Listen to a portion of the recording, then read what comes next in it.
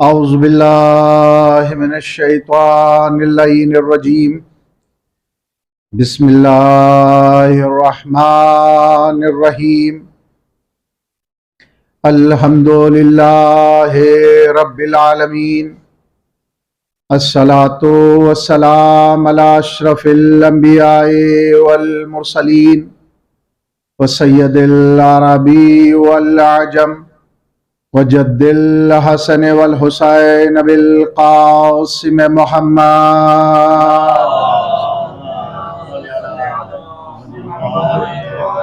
وأہل بیتہ الطیبین الطاہرین ولعنۃ اللہ علی اعدائہم اجمعین من الآن الی قیام یوم الدین رب اشرح لی صدری ویسر لی امری واحلل عقدۃ من لسانی یفقہوا قولی اما بعد فقد سبحانہ وتعالی فی القرآن الکریم بسم اللہ الرحمن الرحیم والتین والزیتون والطور سینین وہذا البلد الامین لقد خلقنا الانسان فی احسن تقویم صلوات ارشاد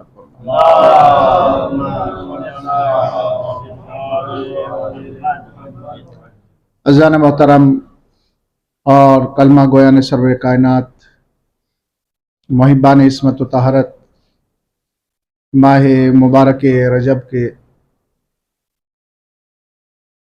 آخری ایام میں ہم لوگ داخل ہو چکے ہیں، اور اس مہینے کے فیوز و برکات سے آپ نے استفادہ کیا اور اس سے لطف اندوز ہوئے۔ یہ مہینہ اپنی ذات کے اندر بہت زیادہ رحمتیں اور برکتیں رکھتا ہے، اور اس مہینے میں بڑے اعمال ہیں، اور جہاں پر اعمال کا ایک سلسلہ نظر آتا ہے، وہاں پر اس مہینے میں متعدد موقعوں پر خوشی اور بعض موقعوں پہ غم بھی نظر آتا ہے۔ اس مہینے میں ہمیں خوشیاں بھی نصیب ہوئیں اور غم بھی نصیب ہوئیں۔ اماموں کی ولادتیں رہیں، اماموں کی شہادتیں اس مہینے میں رہیں، اور یہ جو آج کی شب ہے، یہ 28 کی شب، یہ بھی شب غم ہے، اور دنیا بھر میں آج فرش عزائے حسین بچھا ہوا ہے، اور ہر کوئی رسول خدا کی بارگاہ میں اور مولا کائنات و جناب زہرا کی بارگاہ میں پرسہ پیش کر رہا ہے اور آمادہ ہیں۔ دنیا بھر میں جلوس آج کی شب برآمد ہو رہے ہیں۔ خوشا نصیب ہیں وہ افراد کے جو اس فرش پہ آ کے بیٹھے ہوئے اور جہاں جہاں بھی وہ شرکت کر رہے ہیں، اس لیے کہ یہ اجر رسالت کی ہم لوگ ادائیگی کر رہے ہیں۔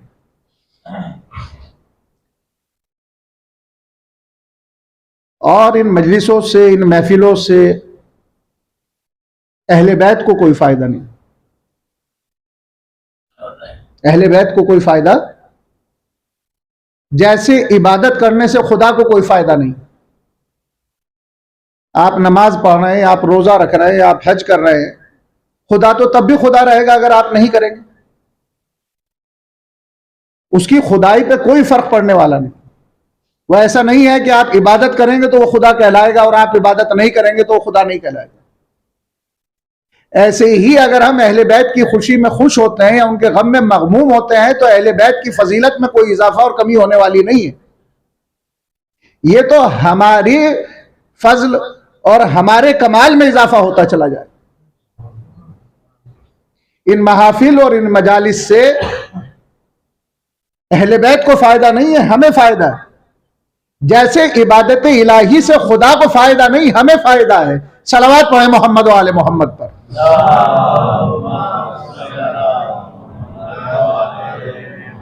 اور بات کا آغاز ہی یہاں سے ہو رہا ہے کہ قسم کے بعد پروردگار عالم کہہ رہا ہے کہ ہم نے انسان کو احسن تقویم پہ پیدا کیا، اور جب وہ احسن تقویم پہ اس وحدہ لا شریک نے خلق کیا تو پہلی منزل میں اس نے روح کو خلق کیا، اسی لیے تو کہا کہ احسن تقویم پہ پیدا کیا۔ یہ روح ہے کیا؟ یہ روح ایک شے لطیف ہے۔ بعض علماء نے اپنے اپنے انداز سے اس کی تشریح کی ہے، لیکن اصل علم روح کا جو ہے وہ اللہ کے پاس ہے، اور رسول خدا کو بھی یہ حکم دیا گیا کہ اس کا بہت مختصر سا جواب دیجئے، بس روح ہے کیا؟ امر ربی۔ اس کے بعد اہل بیت علیہ السلام کے اقوال اور جو تاریخ اسلام ہمارے پاس جو پہنچی ہے اس کے ذریعے سے ہمیں معلوم ہوا کہ روح کی حقیقت کیا۔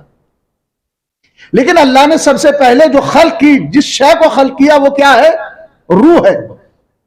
اس کی شکل کچھ بھی ہو سکتی ہے، علماء کچھ بھی بیان کر سکتے ہیں، لیکن جو خلق ہوئی سب سے پہلے وہ چیز ہے روح۔ لیکن وہ روح ہے بڑی لطیف ہے، نورانی ہے۔ علماء نے کہا کہ جیسے ہمارا جسم ہے تو دنیا میں آنے کے بعد ایسے ہی شکل اختیار کر لیتی ہے، لیکن میں کہتا ہوں کہ آپ اس کی شکل کچھ بھی اختیار کریں، لیکن میں حدیث کی روشنی میں اس نتیجے تک ضرور پہنچا ہوں کہ روح ایک ایسی شے ہے کہ جو بغیر آنکھ کے دیکھتی ہے، بغیر زبان کے بولتی ہے، اور بغیر کان کے سنتی ہے۔ صلوات پڑھیں محمد و آل محمد پر۔ روح ایک ایسی شے ہے کہ جو بغیر آنکھ کے دیکھتی ہے، بغیر زبان کے بولتی ہے، اور بغیر کان کے سنتی ہے۔ آپ کہیں گے کہ مولانا دلیل کیا ہے؟ ہمارے یہاں پہ تو ہواؤں میں گفتگو ہوتی نہیں ہے، دلیل سے گفتگو کی جاتی ہے۔ بغیر آنکھ کے ہماری روح دیکھتی ہے، بغیر زبان کے بولتی ہے، اور بغیر کان کے سنتی ہے۔ اب اس کی مثال میں دے دیتا ہوں کہ سب سے پہلے اللہ نے کس چیز کو خلق کیا؟ روح کو کیا خلق۔ یہ یوم الست کیا ہے؟ جس دن روحوں سے عہد لیا گیا اور ان کی خلقت ہوئی۔ شب معراج کے واقعے میں نے رات ذکر کیا کہ جب آپ صف انبیاء سے گزرے رسول خدا تو قدرت نے کہا کہ ان سے سوال کیجئے کہ ہم نے آپ کو عہدہ نبوت کیوں نوازا، عہدہ نبوت سے کیوں نوازا؟ ان کا جواب ذہن میں ہے نا آپ کے کل کا۔ اور پھر رسول کا وہ دریائے رحمت کا سفر کرنا اور اس پردے کے قریب جانا کہ جہاں پہ ایک طرف علی تھے ایک طرف نبی تھے، جہاں پہ راز و نیاز کی گفتگو ہو رہی تھی قدرت کی معراج کی منزلوں پر۔ یہ پورے حالات ہیں معراج کے عزیزان گرامی جو آپ کے ذہن میں ہے، لیکن جو میں نے رات فضیلت بیان کی اس میں فضیلت میں کیا تھا؟ جواب انبیاء نے کیا دیا کہ ہمیں 3 بنیاد پر عہدہ نبوت سے نوازا گیا ہے۔ اقرار توحید کی بنیاد پر، آپ کی نبوت کے اقرار کی بنیاد پر، اور آپ کے بھائی علی کی ولایت کے اقرار کی بنیاد پر۔ دیکھیے یہ نہیں کہا کہ اللہ کے اوپر ایمان لانے کی بنیاد پر، اس کے عقیدہ توحید پہ ایمان لانے کی بنیاد پر، اور آپ کی نبوت کے ایمان لانے کی بنیاد پر، اور آپ کے بھائی علی کی ولایت پر ایمان لانے کی بنیاد پر۔ ایمان کا لفظ نہیں ہے، اقرار کا لفظ ہے۔ ایمان کیا جاتا ہے دل سے اور اقرار کیا جاتا ہے زبان سے۔ صلوات پڑھ دیں محمد و آل محمد پر۔ ایمان لایا جاتا ہے دل سے، اقرار کیا جاتا ہے زبان سے۔ اقرار کا مطلب ہے، اور یہ جو توحید اور عقیدہ نبوت اور عقیدہ ولایت پیش کیا گیا عزیزان گرامی، یہ صرف انبیاء کے سامنے پیش نہیں کیا گیا، بلکہ تمام کی تمام ارواح کے سامنے پیش کیا گیا، چاہے وہ ارواح نباتی ہو، چاہے وہ ارواح حیوانی ہو، چاہے وہ ارواح عقل ہو، چاہے وہ ارواح ایمان ہو، چاہے وہ ارواح قدس ہو۔ تو عزیزان گرامی یہ ارواح کے سامنے تینوں عقیدے پیش کیے گئے، اور اس طریقے سے ہمارے پاس وہ حدیث میں موجود ہے کہ اللہ نے ان پھلوں کو میٹھا قرار دیا کہ جن پھلوں نے اللہ کی وحدانیت، رسول کی نبوت اور علی کی ولایت کا اقرار کیا، اور اللہ نے ان جانوروں کے گوشت کو حلال گوشت قرار دیا کہ جنہوں نے تینوں عقیدوں کا اقرار کیا۔ اللہ نے ان مچھلیوں کے گوشت کو حلال قرار دیا، انہیں کھانا حلال قرار دیا جنہوں نے تینوں ولایتوں کا اقرار کیا، اللہ والی ولایت کا بھی، نبی والی ولایت کا بھی، علی والی ولایت کا بھی۔ اور اسی طریقے سے انسانوں میں مسلمان وہ قرار پائے کہ جنہوں نے اللہ کی وحدانیت کا اقرار کیا، نبی کی نبوت کا اقرار کیا، لیکن وہ صرف مسلمان قرار پائے، مومن قرار نہیں پائے۔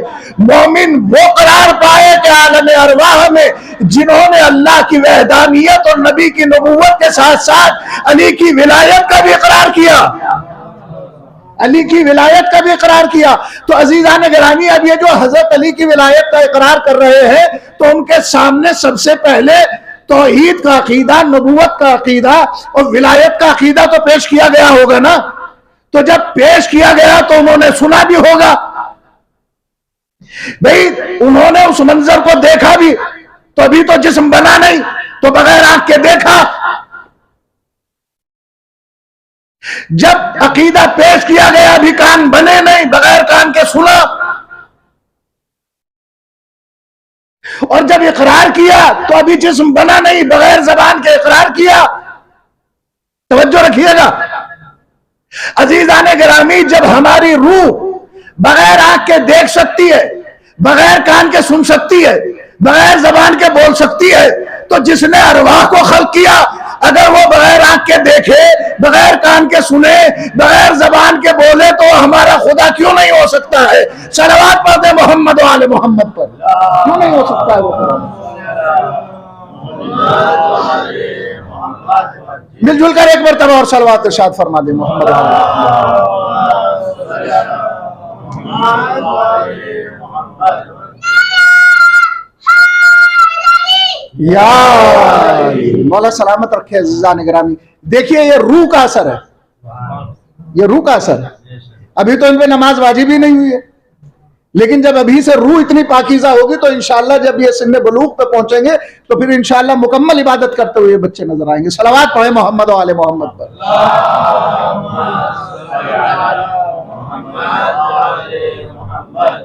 تو عالم ارواح میں ارواح کو خلق کیا گیا، تو روحوں کی خلقت پہلے ہوئی، لیکن جب پیکر بشریت میں انسان ڈھلا، جب دنیا میں آیا تو انسان کا جسم پہلے بنا، روح بعد میں منتقل کی گئی۔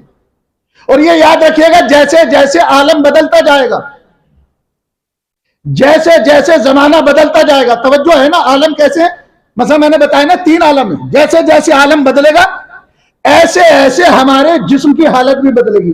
ہم عالم ارواح میں تھے تو الگ شکل میں، ہم یہاں پر آئے تو الگ جسم میں، اور انتقال کے بعد جب ہم قبر میں چلے جائیں گے اور جو برزخ کی منزل ہوگی تو اس میں اللہ ہمیں الگ جسم عطا کرے، اور پھر قیامت میں ہمیں ایسے ہی اٹھا لیا جائے گا جیسے ہم ہیں۔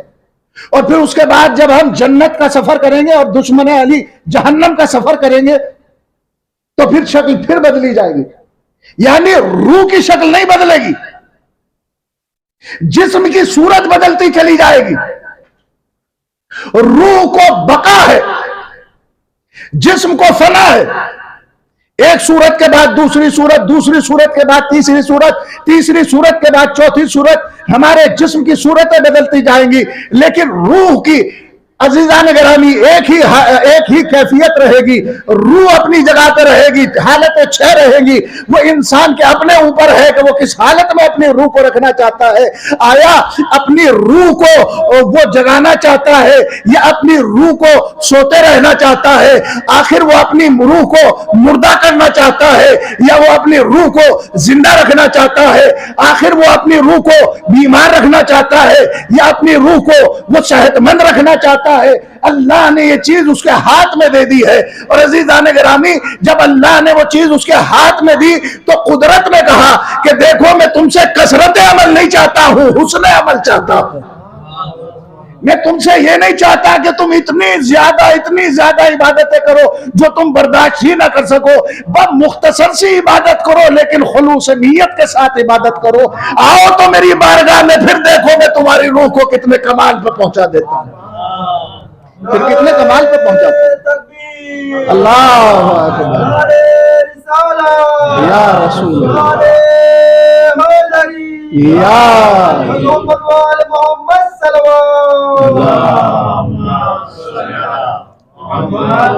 دیکھیے عزیزان گرامی، اب یہاں پہ متوجہ ہوئیے آپ، جیسے ہمارا جسم ہے نا ایسے ہی ہماری روح ہے۔ کیا سب کا جسم ایک جیسا ہے؟ سوال ہے آپ سے جی، جواب دیجئے بابا. نہیں ہے نا، سب کا جسم ایک جیسا نہیں ہے، ایسے ہی سب کی روح ایک جیسی نہیں ہے. اگر ایک انسان ہے جو بہت بزرگ ہے، اگر اسے آپ بہت بھاری غذا کھلا دیں گے، کیا وہ اسے برداشت کر سکتا ہے؟ ہضم نہیں کر پائے گا. ایک بچے کو اگر آپ زیادہ ڈائٹ دیں گے، کیا وہ اسے برداشت کر سکتا؟ زیادہ برداشت نہیں کر سکتا. ایسے ہی ہماری روح بھی ہے، سب کی روح یکساں نہیں ہے. اسی اعتبار سے اس کی خوراک ہے، کسی کی کم خوراک ہے، کسی کی زیادہ خوراک ہے، کسی کی بہت زیادہ خوراک ہے. اب میں شاید اسے میں سمجھا نہیں پایا اور آسان کر دیتا ہوں اس بات کو. ایک شخص مسلمان ہوا، دوست نے کہا کہ چلو آج کا روزہ ہے تو مسجد چلتے ہیں. تو گئے مسجد، صبح کی نماز کی ادائیگی کی، کچھ دیر گزری، کہا کہ اب گھر جا کے کیا کریں گے، سورج نکلنے والا ہے، سرکار تشریف لائیں گے، درس میں شرکت کر لیں گے. تو انہوں نے درس میں شرکت کی. ظہر کے وقت سے تھوڑا سا پہلے فارغ ہوئے، کہنے کہ دھوپ اتنی ہو گئی ہے تو اب گھر جا کے کیا کریں گے، یہیں پہ آرام کیے لیتے ہیں. وہیں پہ آرام کرنے لگے. کہیں گے چلو ظہر کی ادائیگی ہو جائے گی. وہ ظہر کی ادائیگی کی، اس کے بعد پھر تھوڑا بہت دعاؤں کا سلسلہ جاری رہا. کہا کہ اب تو اور زیادہ شدید دھوپ ہو گئی، اب گھر جا کے کیا کریں گے، کچھ آرام کر لیتے ہیں، مغرب سے قریب وقت ہو ہی جائے گا. یہاں تک کہ وہ مغرب کے پاس وقت پہنچ گیا اور پھر وہ مغرب کی ادائیگی ہوئی اور پھر روزے کی افطار ہوئی. کہنے اب کہاں جا رہے ہو، تھوڑا سا اور شرکت کر لیتے ہیں. اور اس کے بعد پھر وہ رات میں گھر پہنچے. اب دوسرا دن ہوا، یہ ان کے دوست دروازے پر پہنچے، دق الباب کیا. کہا کہ کون؟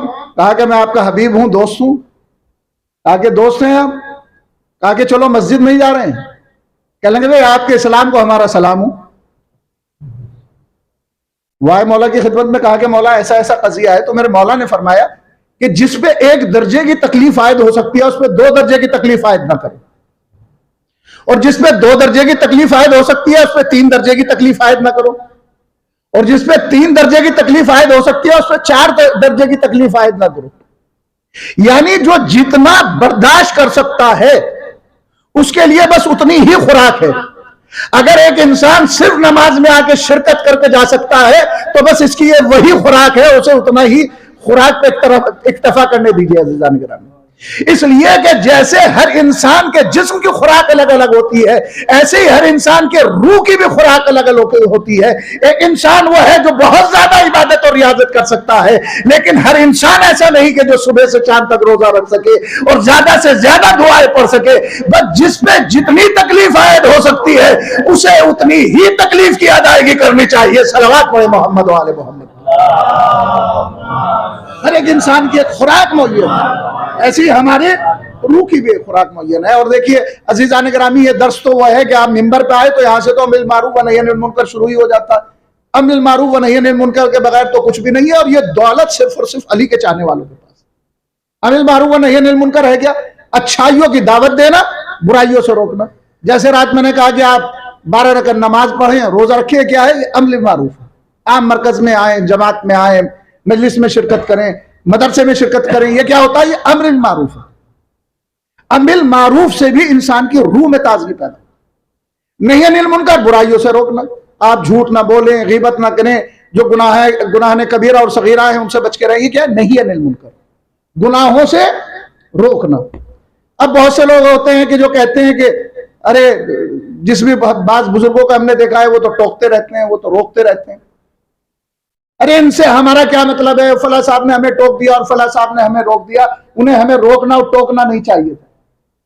عزیزان گرامی، یہ سب سے بڑی نعمت ہے اگر کوئی آپ کو ٹوک رہا ہے. اس سے بڑھ کے کوئی نعمت نہیں. وہ تو لاوارث ہوتے ہیں جس کا کوئی ٹوکنے والا نہیں ہوتا ہے.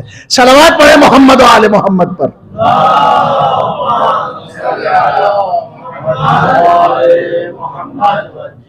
اب ایک مثال سے میں بات کو بالکل واضح کر دیتا ہوں، اگر اجازت ہو تو ایک چھوٹی سی مثال دے کے بات کو پائے تکمیل تک پہنچا. یہ روکا ٹوکا کیوں جاتا ہے؟ روح کی وجہ سے، تاکہ آپ کی روح پاک و پاکیزہ رہے، با کمال بن جائے آپ کی روح، آپ منزل کمال تک پہنچ جائیں. کوئی بھی بزرگ ہو، کوئی بھی بڑا ہو، والدین وہ چھوٹوں کو خردوں کو کیوں ٹوکتا ہے؟ تاکہ وہ با کمال بنے، اس کی روح درجہ کمال پہ پہنچ جائے. بالکل اسی طریقے سے ہے کہ جی ہمارے اوپر اتنی پابندیاں کیوں لگائی جا رہی ہیں، اتنا ہمیں کیوں دبایا جا رہا ہے, اتنا بار بار میں کیوں ٹوکا جا رہا ہے, اتنی زیادہ ہمارے اوپر پابندی عائد نہیں ہونی چاہیے. بالکل اسی طریقے سے ہے کہ جب ایک بچہ شکم مادر میں ہوتا ہے تو پہلے تو بزرگ کچھ بھی نہیں کہتے تھے, جو اب ڈاکٹرز کہنے لگے ہیں کیا آپ فلاں چیز کھائیں گی, آپ فلاں چیز نہیں کھائیں گی, تو کتنی زیادہ اس پہ پابندی عائد کر دی جاتی ہے. جب ماں ایک خاص کیفیت میں ہوتی ہے تو روکا ٹوکا جاتا ہے نہیں. کھانے پہ بھی پابندی, بعض چیزوں کے پینے پہ بھی پابندی, یہاں تک کہ حکم دیا جاتا ہے کہ آپ ایک ایک قدم بڑی احتیاط کے ساتھ اٹھاؤ, اس لیے کہ اگر جنین کو نقصان ہوا تو ماں کو بھی نقصان ہوگا. اور جب آج آپ احتیاط کریں گی تو جو جنین ہوگا وہ بالکل صحیح و سالم اپنے ماں سے الگ ہو کر دنیا میں آئے گا. اسی طریقے سے ہمارا جسم بھی ہے, یہ روح ایک بیٹے کی طریقے سے ہمارے اندر ہے. اگر ہم آج احتیاط کریں گے تو صحیح و سالم ہو کر یہ ہمارے جسم سے الگ ہو جائے گی اور باکمال ہو کر وہاں پہ پہنچ جائے گی. صلوات پڑھیں محمد و آل محمد پر, باکمال ہو کر پہنچے گی.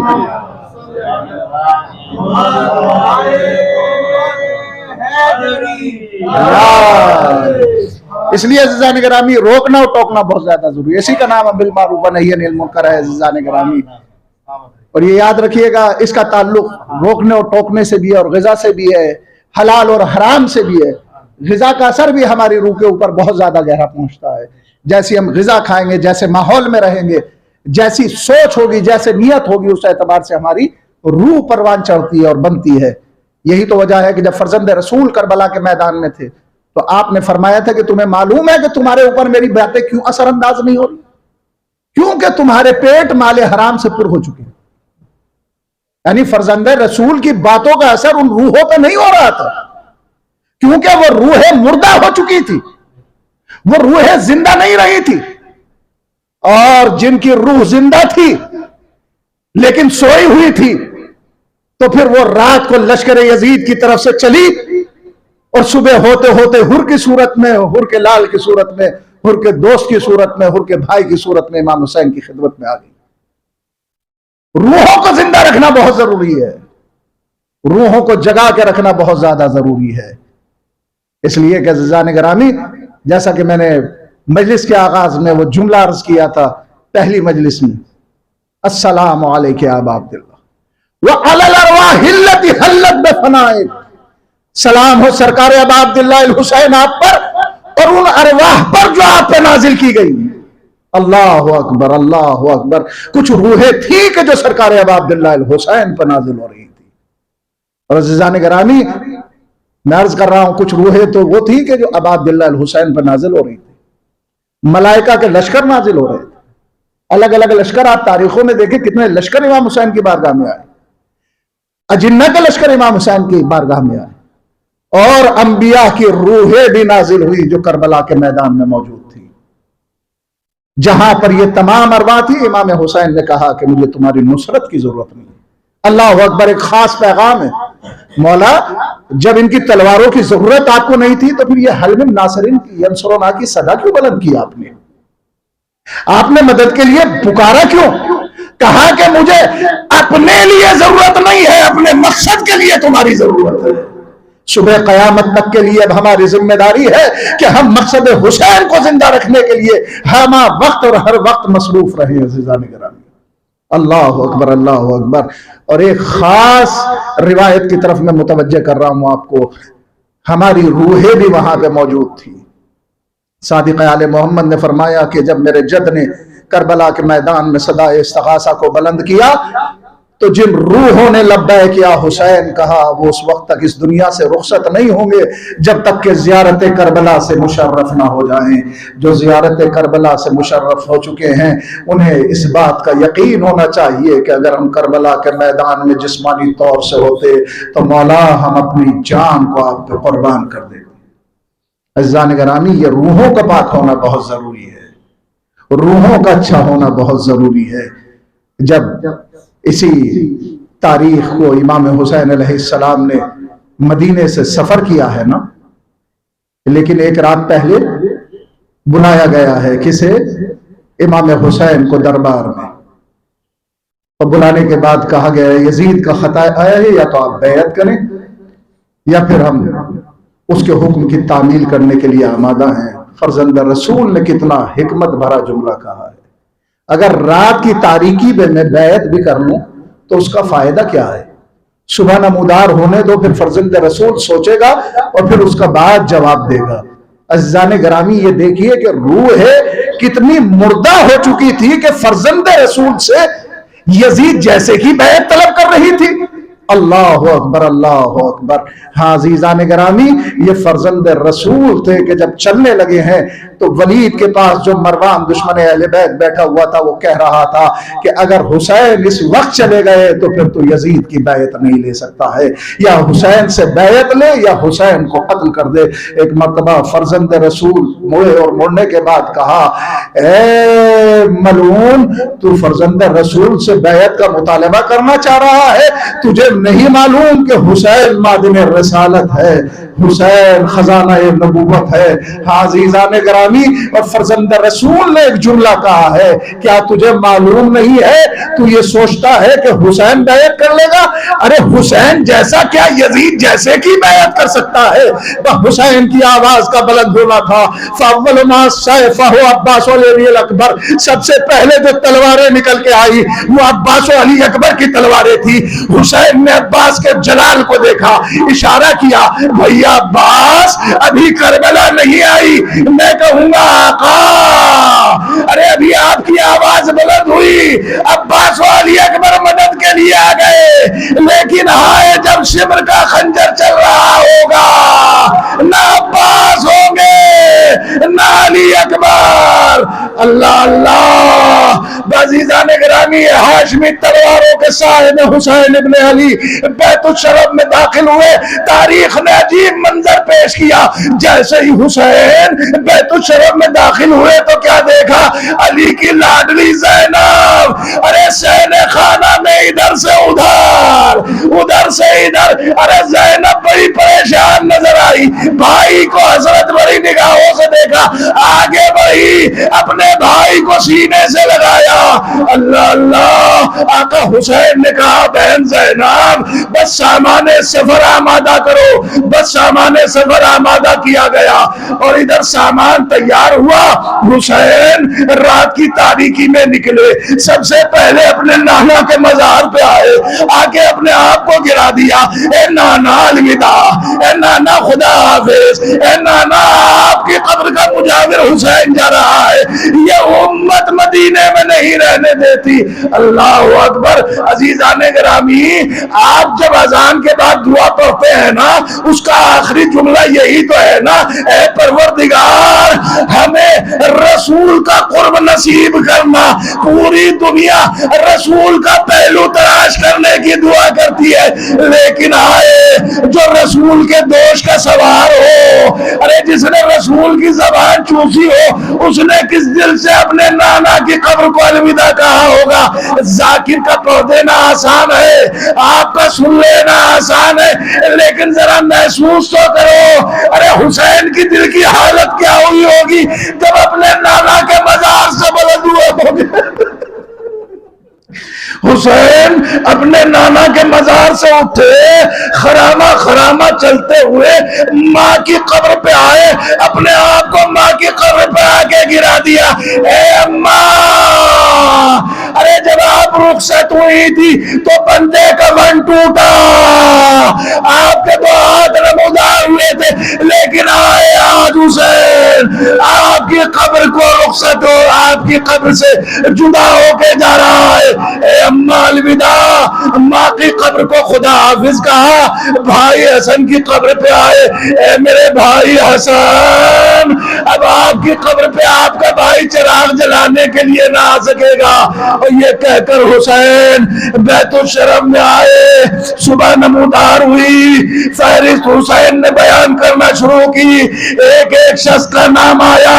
جب پوری فہرست مکمل ہو گئی نا، ایک بی بی تھی جو اپنے بابا کے دامن سے آگے لپٹ گئی، اے بابا فہرست میں سب کا نام ہے لیکن آپ کی لاڈلی سورا کا نام نہیں۔ ایک مرتبہ آقا حسین نے سورا کو سینے سے لگایا، شاید حسین نے سورا کا نام اسی وجہ سے نہیں لکھا تھا کیونکہ جناب سورا جناب فاطمہ زہرا کی شبیہ تھی اور حسین نہیں چاہتے تھے ارے میری ماں کی صورت بازار کوفہ و شام میں دیار بدیار لے جائی جائے۔ اللہ اللہ، عزیزان گرامی قافلہ تیار ہوا، ایک ایک بیوی کو سوار کرایا گیا۔ جب تمام بیویاں سوار ہو گئی نا، آخر میں شہزادی زینب باقی رہی۔ آقا عباس آگے بڑھے، آقا اب شہزادی زینب برآمد ہونے والی ہے۔ تاریخ کے جملے ہیں، غازی عباس نے مدینے کا رخ کر کے کہا اے مدینے والوں پردہ کر لو، علی کی بیٹی آ رہی ہے۔ آسمان کا رخ کر کے کہا اے آسمان والوں پردہ کر لو، علی کی لاڈلی زینب آ رہی ہے۔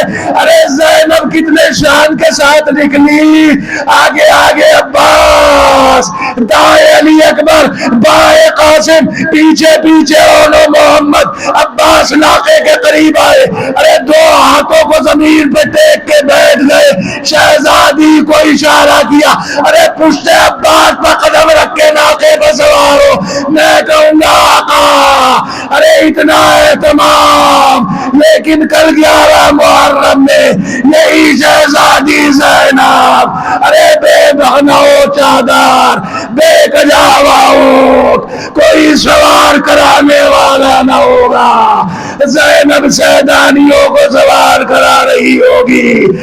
قافلہ چلنے لگا، لیکن آقا حسین نے آگ کو محسوس کیا، کیا دیکھا ارے سورا پیچھے پیچھے آ رہی ہے۔ قافلہ رکا، حسین آگے بڑھے، میری لاڈلی خدا حافظ، اے بابا علی اصغر کا آخری دیدار کرا دو۔